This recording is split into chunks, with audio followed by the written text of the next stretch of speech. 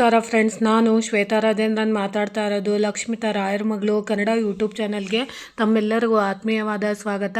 ಸ್ನೇಹಿತರೆ, ನಾನಿವತ್ತು ವಿಶೇಷವಾಗಿ ನಿಮಗೆ ನಾಳೆ ದಿನ ಹೋಳಿ ಹುಣ್ಣಿಮೆ ದಿನ ನಾವು ಆಚರಣೆಯಲ್ಲಿ ಮಾಡುವಂತಹ ಕೆಲವು ಸಣ್ಣ ಪುಟ್ಟ ತಂತ್ರಗಳನ್ನು ನಾನು ನಿಮಗೆ ಹೇಳ್ಕೊಡ್ತಾ ಇದ್ದೀನಿ. ಖಂಡಿತವಾಗ್ಲೂ ನಾಳೆ ದಿನ ವಿಶೇಷವಾಗಿ ನೀವು ನಾನು ಹೇಳ್ಕೊಡುವಂಥ ಪುಟ್ಟ ತಂತ್ರಗಳನ್ನು ಮಾಡ್ಕೊಂಡಿದ್ದೆ ಆದರೆ ಮನೆಯಲ್ಲಿ ಯಾವಾಗಲೂ ಸುಖ, ಶಾಂತಿ, ನೆಮ್ಮದಿ ಅನ್ನೋದು ಖಂಡಿತವಾಗ್ಲೂ ಇರುತ್ತೆ.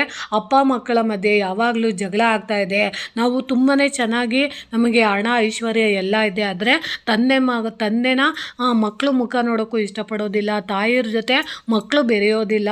ನಮ್ಮ ಕುಟುಂಬದಲ್ಲಿ ನಾವಿರೋಂಥ ಸದಸ್ಯರೇ ಅವರೊಂದು ದಿಕ್ಕಲ್ಲಿರ್ತಾರೆ, ನಾವೊಂದು ದಿಕ್ಕಲ್ಲಿರ್ತೀವಿ. ನಮ್ಮ ಮನೆಯಲ್ಲಿರೋಂಥ ಸದಸ್ಯರ ಎಲ್ಲರ ಜೊತೆ ಪ್ರೀತಿ ವಿಶ್ವಾಸ ಇಲ್ಲ. ನಾವು ಏನು ಮಾಡಿದ್ರು ಗಂಡ ಒಂದು ದಿಕ್ಕಲ್ಲಿರ್ತಾನೆ, ಹೆಂಡತಿ ಒಂದು ಕಡೆ ಇರ್ತಾರೆ, ಮಕ್ಕಳು ಇನ್ನೊಂದು ಕಡೆ ಇರ್ತಾರೆ. ನಾವು ಏನು ಮಾಡಬೇಕು ಅಂತ ಬಯಸೋ ಅಂಥವ್ರು ನಾಳೆ ದಿನ ವಿಶೇಷವಾಗಿ ನೀವು ದಾಂಪತ್ಯದಲ್ಲಿ ಕಲಹ ಇರುವಂಥವ್ರು, ಕುಟುಂಬದಲ್ಲಿ ಒಗ್ಗಟ್ಟಿಲ್ಲ ಅನ್ನೋರು, ನೀವು ಪ್ರೀತಿಸುವಂಥವ್ರು ನಿಮ್ಮ ಜೊತೆ ಪ್ರೀತಿಯಿಂದ ಇಲ್ಲ ಅಂತ ಬಯಸ್ತಾ ಇರುವಂಥವ್ರು, ಕೊರಗ್ತಾ ಇರುವಂಥವ್ರು, ನಾಳೆ ದಿನ ನೀವು ಮುಂಜಾನೆಯ ಸಮಯದಲ್ಲಿ, ಅದರಲ್ಲೂ ಬ್ರಹ್ಮ ಮುಹೂರ್ತದಲ್ಲಿ 4:15 to 5:30 ಸಮಯ, 5:30 to 6:30 ಸಮಯದಲ್ಲಿ ನೀವು ಸ್ನಾನ ಮಾಡುವಂಥ ನೀರಿಗೆ ವಿಶೇಷವಾಗಿ ನೀವು ಗುಲಾಬಿ ದಳಗಳಂತ ಸಿಗುತ್ತೆ, ಆ ಗುಲಾಬಿ ದಳಗಳನ್ನು ನೀವು ಆ ನೀರಿಗೆ ನೀವು ಸೇರಿಸ್ಕೊಬೇಕಾಗುತ್ತೆ. ಅದರ ಜೊತೆ ವಿಶೇಷವಾಗಿ ನೀವು ಮಲ್ಲಿಗೆ ಹೂಗಳು ನಿಮ್ಮ ಮನೆಯ ಸುತ್ತಮುತ್ತ ಎಲ್ಲಾದರೂ ನಿಮಗೆ ಸಿಕ್ಕಿದ್ರೆ ಆ ಮಲ್ಲಿಗೆ ಹೂಗಳನ್ನು ನೀವು ಆ ನೀರಿನಲ್ಲಿ ನೀವು ಸೇರಿಸ್ಕೊಂಡು ಸ್ನಾನ ಮಾಡೋ ಅಂಥ ವ್ಯವಸ್ಥೆನ ನೀವು ಮಾಡ್ಕೊಬೇಕಾಗುತ್ತೆ.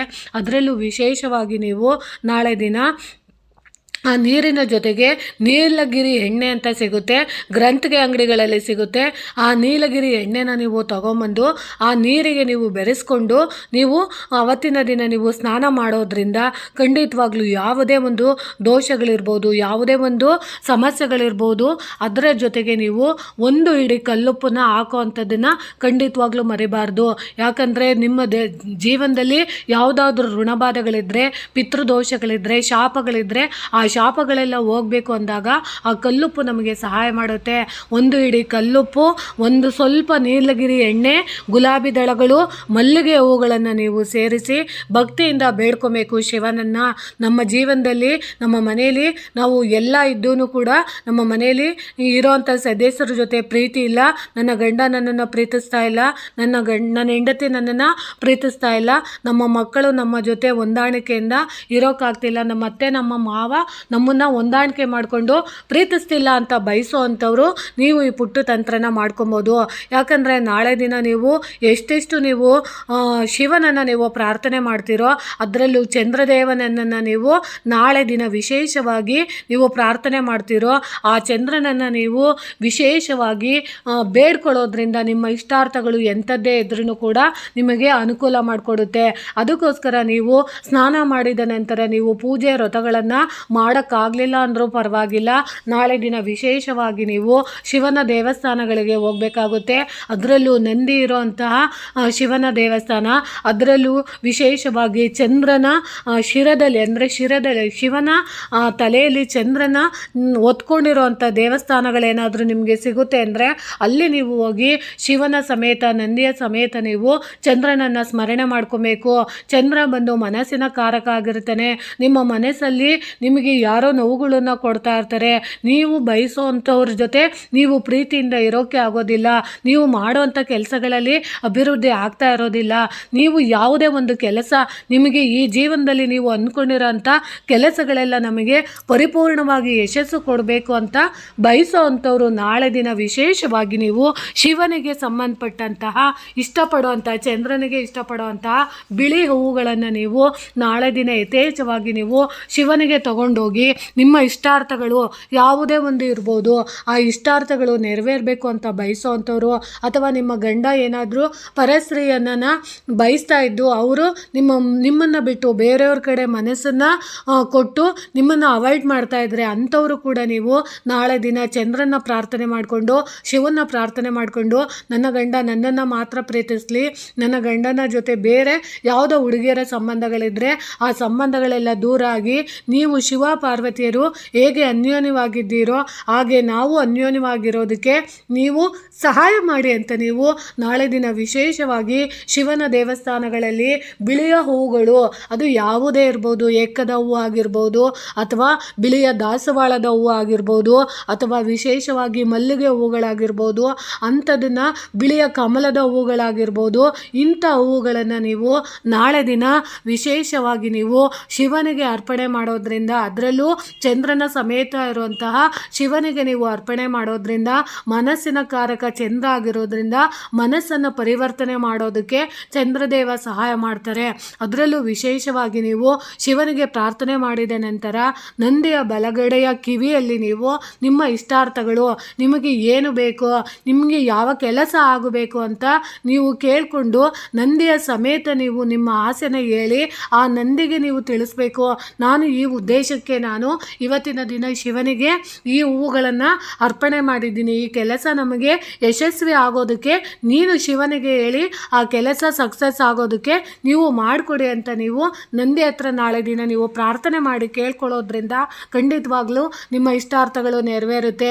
ಅದರಲ್ಲೂ ವಿಶೇಷವಾಗಿ ನೀವು ಚಂದ್ರನಿಗೆ ನೀವು ನಾಳೆಯ ದಿನ ವಿಶೇಷವಾಗಿ ಸಂಜೆಯ ಸಮಯದಲ್ಲಿ ವಿಶೇಷವಾಗಿ ಒಂದು ಅಡಿಕೆಯ ಪಟ್ಟಿಯ ಎಲೆಯನ್ನು ತಗೊಂಡು ಅದರಲ್ಲಿ ನೀವು ಒಂದು ಪಾತ್ರೆಯಲ್ಲಿ ಅನ್ನನ ಮಾಡಿ ಅದರಲ್ಲಿ ಆ ಚಂದ್ರನಿಗೆ ಅಂತಲೇ ಸಪ್ರೇಟಾಗಿ ನೀವು ಅನ್ನನ ಮಾಡಿ ಆ ಅನ್ನದ ಮೇಲೆ ನೀವು ಸ್ವಲ್ಪ ಮೊಸರನ್ನು ಹಾಕಿ ಅದಕ್ಕೆ ನೀವು ಸ್ವಲ್ಪ ಬಿಳಿಯ ಸಕ್ಕರೆ ಅಂದರೆ ಸಕ್ಕರೆನ ಹಾಕಿ ಅದರ ಮುಂದೆ ನೀವು ಯಾವುದಾದರೂ ಒಂದು ಬಿಳಿಯ ಹೂವು, ಮಲ್ಲಿಗೆ ಇರ್ಬೋದು ಅಥವಾ ದಾಸವಾಳ ಇರ್ಬೋದು ಅಥವಾ ಬಿಳಿ ಎಕ್ಕದ ಹೂವು ಇರ್ಬೋದು, ಯಾವುದಾದ್ರೂ ಒಂದು ಬಿಳಿಯ ಹೂವನ್ನ ಅದರ ಮುಂದೆ ಇಟ್ಟು ನೀವು ಚಂದ್ರನ ಅಷ್ಟೋತ್ತರಗಳನ್ನು ಹೇಳ್ಕೊಂಡು ನಿಮ್ಮ ಯಾವ ಕೆಲಸ ಆಗಬೇಕು ಅಂತ ನೀವು ಬಯಸ್ತಾ ಇದ್ದೀರಾ, ಅದು ಉದ್ಯೋಗ ಆಗಿರ್ಬೋದು, ಸಂತಾನ ಆಗಿರ್ಬೋದು, ಮದುವೆ ಆಗಿರ್ಬೋದು, ಕೋರ್ಟ್ ಕಚೇರಿ ಕೆಲಸಗಳಾಗಿರ್ಬೋದು, ಅಥವಾ ಪ್ರೀತಿ ವಿಷಯ ಆಗಿರ್ಬೋದು, ಸಂಸಾರದಲ್ಲಿರುವಂಥ ತಾಪತ್ರೆಗಳಿರ್ಬೋದು, ಯಾವುದೇ ಒಂದು ತಾಪತ್ರೆಗಳಿದ್ರೂ ಕೂಡ ನೀವು ನಾಳೆ ದಿನ ನೀವು ಚಂದ್ರನಿಗೆ ನೀವು ಪ್ರಾರ್ಥನೆ ಮಾಡಿಕೊಂಡು ಅದನ್ನು ನೀವು ನಿವೇದನೆ ಮಾಡಿ ರಾತ್ರಿಯ ಸಮಯದಲ್ಲಿ ವಿಶೇಷವಾಗಿ ಒಂದು ಚಂದ್ರನ ಬೀಜಾಕ್ಷರಿ ಮಂತ್ರನ ನೀವು ಕೊನೆ ಪಕ್ಷ 108 ಸಾರಿನಾದರೂ ಹೇಳ್ಕೊಬೇಕು. ಓಂ ಚಂ ಚಂದ್ರ ದೇವಾಯ ನಮಃ. ನೋಡಿ ಇನ್ನೂ ಒಂದು ಸರಿ ಹೇಳ್ಕೊಡ್ತೀನಿ. ಓಂ ಚಂ ಚಂದ್ರ ದೇವಾಯ ನಮಃ ಅಂತ 108 ಸರಿ ಹೇಳ್ಕೊಂಡು ನೀವು ಚಂದ್ರನಿಗೆ ನೀವು ನಾಳೆ ದಿನ ಅರ್ಪಣೆ ಮಾಡೋದ್ರಿಂದ ಖಂಡಿತವಾಗ್ಲೂ ನಿಮ್ಮ ಮನೆಯಲ್ಲಿ ಯಾವುದೇ ರೀತಿಯ ಜಗಳ ಇರ್ಬೋದು, ಕದನಗಳಿರ್ಬೋದು, ಅದು ಯಾವುದೇ ಇದ್ರೂ ಅದು ಹೋಗೋ ಅಂಥದ್ದು ಆಗುತ್ತೆ. ಅದರಲ್ಲೂ ವಿಶೇಷವಾಗಿ ನಾಳೆ ದಿನ ಎಲ್ಲೆಲ್ಲಿ ಕಾಮದಹನನ ಮಾಡುವಂಥ ಹೋಲಿಕಾ ದಹನ ಮಾಡ್ತಾ ಇರ್ತಾರೆ, ಕಾಮದೇವನಿಗೋಸ್ಕರ ಒಂದು ವಿಶೇಷವಾಗಿ ಕಾಮದೇವನ್ನ ಸುಡೋ ಅಂಥದ್ದು ಕಟ್ಟಿಗೆಗಳಿಂದ ಸುಡುವಂತಹ ಒಂದು ಹೋಮನ ದಹನ ಮಾಡ್ತಾ ಇರ್ತಾರೆ. ಅಂಥದ್ದು ನಿಮ್ಮ ಮನೆ ಸುತ್ತಮುತ್ತ ನಡೀತಾ ಇದ್ದರೆ ಅಲ್ಲಿಗೆ ಹೋಗಿ ನೀವು ವಿಶೇಷವಾಗಿ ಈ ವಸ್ತುಗಳನ್ನು ನೀವು ಕೊಟ್ಟು, ಅಂದರೆ ಆ ಕಾಮದ ಹೋಲಿಕಾ ದಹನ ಮಾಡ್ತಾ ಇರ್ತಾರಲ್ಲ ಅಲ್ಲಿ ನೀವು ಪ್ರಾರ್ಥನೆ ಮಾಡ್ಕೊಬೇಕು, ಶಿವನನ್ನು ಪ್ರಾರ್ಥನೆ ಮಾಡ್ಕೊಬೇಕು, ನರಸಿಂಹದೇವರನ್ನು ನೀವು ಪ್ರಾರ್ಥನೆ ಮಾಡಿಕೊಂಡು ಹೋಲಿಕಾ ದಹನ ನಡೀತಾ ಇರೋಂಥ ಆ ಕಟ್ಟಿಗೆಗಳನ್ನು ಸುಡಿತಾ ಇರ್ತಾರಲ್ಲ, ಅಂದರೆ ಕಾಮಣ್ಣನ್ನು ಸುಡ್ತಾ ಇರ್ತಾರಲ್ಲ ಅಂಥ ಜಾಗಗಳಿಗೆ ನೀವು ಹೋಗೋವಂಥ ಅವಕಾಶ ಇದ್ದರೆ ರಾತ್ರಿ ಸಮಯದಲ್ಲಿ ನಾಳೆ ನೀವು ಹೋಗಿ ವಿಶೇಷವಾಗಿ ಹಸುವಿನ ಸಗಣಿಯಿಂದ ಮಾಡಿರುವಂಥ ಬೆರಣಿಗಳು ನಿಮ್ಮ ಗ್ರಂಥಿಗೆ ಅಂಗಡಿಗಳಲ್ಲಿ ಸಿಗುತ್ತೆ, ಆ ಬೆರಣಿಗಳನ್ನು ನೀವು ಅದಕ್ಕೆ ಅರ್ಪಣೆ ಮಾಡೋವಂಥದ್ದು ಇರ್ಬೋದು, ಬಾರ್ಲಿ ಸಿಗುತ್ತೆ, ಬಾರ್ಲಿನ ನೀವು ಹಾಕೋ ಅಂಥದ್ದು ಇರ್ಬೋದು, ಗೋಧಿನ ನೀವು ಅರ್ಪಣೆ ಮಾಡೋವಂಥದ್ದು ಇರ್ಬೋದು, ಅದರಲ್ಲೂ ನೀವು ಗುಲಾಲ್ ಅಂತ ಸಿಗುತ್ತೆ, ಅದನ್ನು ನೀವು ಆ ಕಾಮದ ದಹನ ನಡೀತಾ ಇರುತ್ತಲ್ಲ ಅದಕ್ಕೆ ನೀವು ಅರ್ಪಣೆ ಮಾಡೋವಂಥದ್ದು ಇರ್ಬೋದು, ತುಪ್ಪಗಳನ್ನು ಹಾಕೋ ಅಂಥದ್ದನ್ನು ನೀವು ಮಾಡಿದಾಗ ಖಂಡಿತವಾಗ್ಲೂ ನಿಮ್ಮ ಮನೆಯಲ್ಲಿ ನಿಮ್ಮ ಜೀವನದಲ್ಲಿ ಇಷ್ಟು ದಿನದಿಂದ ಆಗ್ತಿರೋವಂಥ ಕೆಟ್ಟ ಘಟನೆಗಳಿರ್ಬೋದು, ಕೆಟ್ಟ ವ್ಯಕ್ತಿಗಳಿರ್ಬೋದು, ನಿಮ್ಮ ಜೊತೆ ಇದ್ದು ನಿಮಗೆ ಕೆಟ್ಟದ್ದನ್ನು ಮಾಡೋವಂಥ ವ್ಯಕ್ತಿಗಳಿಂದ ನಿಮಗೆ ತೊಂದರೆಗಳಾಗ್ತಾ ಇದ್ದರೆ ನೀವು ಕಾಮಣ್ಣನ್ನು ಸುಡುವಂತಹ ದಹನಕ್ಕೆ ಕೇಂದ್ರಗಳಿಗೆ ಹೋಗಿ ನೀವು ಈ ವಸ್ತುಗಳನ್ನು ಕೊಟ್ಟು ಮಾಡಿಸೋದ್ರಿಂದ ಖಂಡಿತವಾಗ್ಲೂ ಅನುಕೂಲ ಆಗುತ್ತೆ.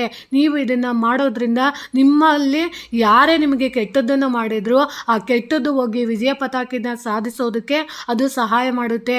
ಅದನ್ನು ನೀವು ಮಾಡ್ಬೋದು. ಅದರಲ್ಲೂ ವಿಶೇಷವಾಗಿ ನಾಳೆ ದಿನ ನೀವು ನಾಳೆಯಿಂದ ಅದು ಸುಟ್ಟಿದ ನಂತರ ಮಾರನೇ ದಿನ ನಿಮಗೆ ಸುತ್ತಮುತ್ತ ಏನಾದರೂ ಕಾಮಣ್ಣನನ್ನು ಸುಟ್ಟಿರುವಂತಹ ದಹನ ಆಗಿರುವಂಥ ಬೂದಿ ಏನಾದರೂ ನಿಮಗೆ ಸಿಕ್ಕಿದ್ದೇ ಆದರೆ ಅದನ್ನು ನಿಮಗೆ ಅನಾರೋಗ್ಯದ ಸಮಸ್ಯೆ ಇರೋವಂಥವ್ರು ಆ ಬೂದಿನ ತಗೊಂಬಂದು ತುಪ್ಪದಲ್ಲಿ ಸ್ವಲ್ಪ ಅದನ್ನು ವಿಭೂತಿ ಜೊತೆ ಸೇರಿಸಿ ಅಥವಾ ಬಿಲ್ವಪತ್ರೆಯ ರಸದ ಜೊತೆ ನೀವು ಸೇರಿಸಿ ಪ್ರತಿದಿನ ನೀವು ಹಣೆಗೆ ಇಟ್ಕೊಳ್ಳೋದ್ರಿಂದ ಖಂಡಿತವಾಗ್ಲೂ ಅಪಮೃತ್ಯು ಕಂಟಕಗಳಿದ್ರೆ ಖಂಡಿತವಾಗ್ಲೂ ಹೋಗುತ್ತೆ. ಅದರಲ್ಲೂ ವಿಶೇಷವಾಗಿ ನಿಮಗೆ ನಾಳೆ ದಿನ ಚಂದ್ರನನ್ನು ಸಮೇತ ನೀವು ಅಲ್ಲಿ ಕಾಮಣ್ಣನ್ನು ಸುಟ್ಟಿರೋ ಅಂಥದ್ದು ಇರೋದ್ರಿಂದ ಚಂದ್ರ ದೋಷಗಳಿದ್ರೆ ಖಂಡಿತವಾಗ್ಲೂ ನಿವಾರಣೆ ಆಗುತ್ತೆ. ಮೃತ್ಯು ಕಂಟಕಗಳಿದ್ರೆ ಹೋಗುತ್ತೆ.